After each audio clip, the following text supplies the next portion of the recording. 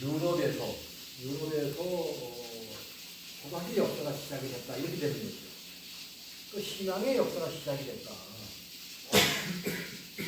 그래서 이 여신을 비너스라고 이름을 붙였는데 이 여신의 기능은 이제 뭐 지모신이라고 이렇게 이제 이야기합니다. 대개 이 여신은 이제 머리가 핑주고 가슴이 이제 젖가슴이 굉장히 크고 엉덩이가 굉장히 큽니다. 그리고 배가 뾰족하게 나와 있죠. 유럽 학자들은 이제 이 비너스라고 하는 그 여신이 무엇인지는 몰라요. 모르는데 여하튼 그 여신이 이제 나온 겁니다. 나왔는데 그래서 이제 유럽에서 인류의 역사가 문명사가 시작이 돼서 유럽에서 지금 발전이 되고 있다가 이제 마지막 빙하기 때 유럽이 너무 추우니까 유럽인들이 이제 메소포타미아 유역과 나일강 쪽으로 이동을 해갔다. 그래서 이제 메소포타미아와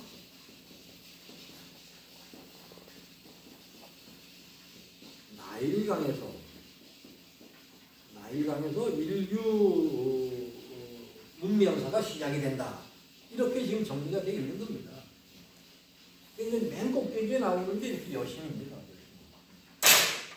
사실 놀라운 거는 지금으로부터 약 한 5,000년 전을 기준으로 본다면 그 남신은 없습니다. 남자신은 없습니다. 다 여신입니다. 어느 지역을 가도 다 여신입니다. 그래서 이제 이러한 것을 근거로 해가지고 이제 목의 사회가 있었지 않겠느냐. 이렇게 이제 유럽의 학자들도 추정을 하는 겁니다. 목의 사회가 있었을 것이다. 그러다가 이제 어떤 계기가 돼서 북의 사회로 넘어왔다. 그래서 인류사는 북의 사회부터 인류사가 시작이 된다. 이렇게 정리를 하는 겁니다. 그래서 그 공동체가 이제 뭐 부족 공동체가 생겨났고 여기서부터 남자 중심의 사회다 이렇게 보는 겁니다. 남자 중심의 사회, 부족이 생겨났고, 예. 그리고 이 부족이 이제 커져가지고 이제 국가로 발전한다. 뭐 이렇게 이제 설명을 하고 있는 겁니다. 이것이 거의 다 대개 보면 좀 많은 부분에서 보완이 돼야 되는 겁니다.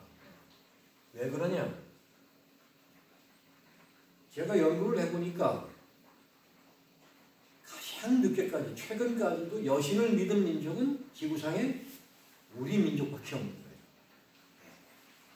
그러니까 우리 민족은 얼마 전까지만 해도 우리 어머니 할머니들이 삼신을 정화술 떠놓고 삼신을 모셨단 말이에요. 여신 숭배를 하는 거예요. 그러니까 그럼 바꿔 이야기하면 이 여신은 우리 민족이 처음으로 시작을 했다 이렇게 되는 겁니다. 우리 민족. 그러니까 신앙을 발견하면서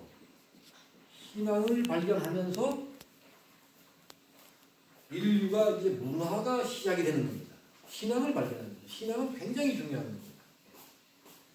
그러니까 인류가 지금으로부터 약 한 5만 년 전으로 추정할 수 있는데 이때는 인류가 두 종류의 인류가 있었습니다. 하나가 호모 사피엔스, 또 하나가 호모 네안데르탈렌시스 이렇게 두 종류의 인류가 있었는데 이 두 종류의 인류는 다 원시 인류입니다. 호모 사피엔스는 이 두개골 용량이 작아가지고 두개골 용량이 너무 작습니다. 두개골 용량이 작아서 그 기능이 떨어져서 문화 생활을 시작할 수가 없었고 네안데르탈인은 그 성대가 없어가지고 집단적으로 자폐증에 빠져 있었습니다. 그래서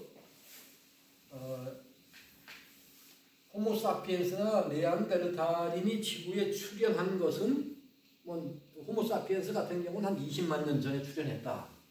네안데르탈인은 한 30만 년 전에 출현했다. 이렇게 됐는데 몇십만 년 동안을 이 사람들이 문화를 시작하지 못했던 겁니다.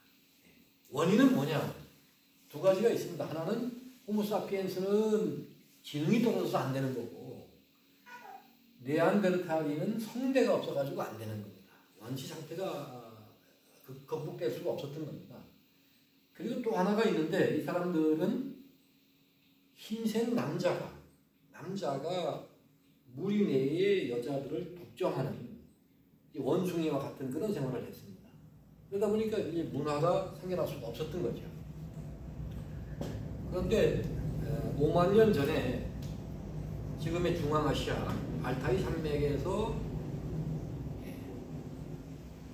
네안데르탈인 여성 한 분과 호모사피엔스 남성 한 분이 이제 만나가지고 그 동굴에서 같이 살게 됩니다. 거기서 자식이 나오는 겁니다.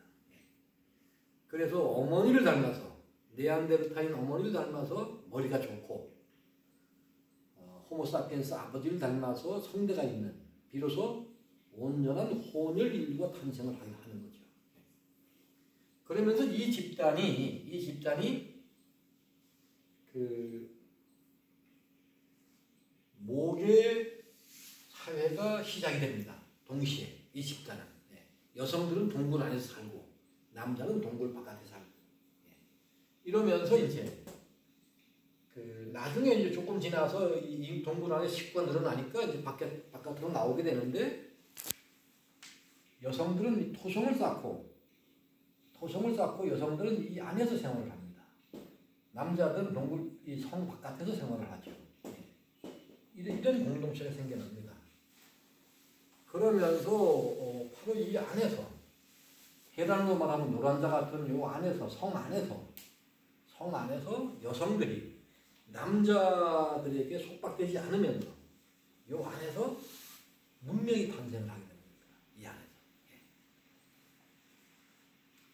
그럼 어떻게 여기 남자는 바깥에 살고 여자는 안에 살았는데 어떻게 여기서 자손이 번식할 수 있었을까?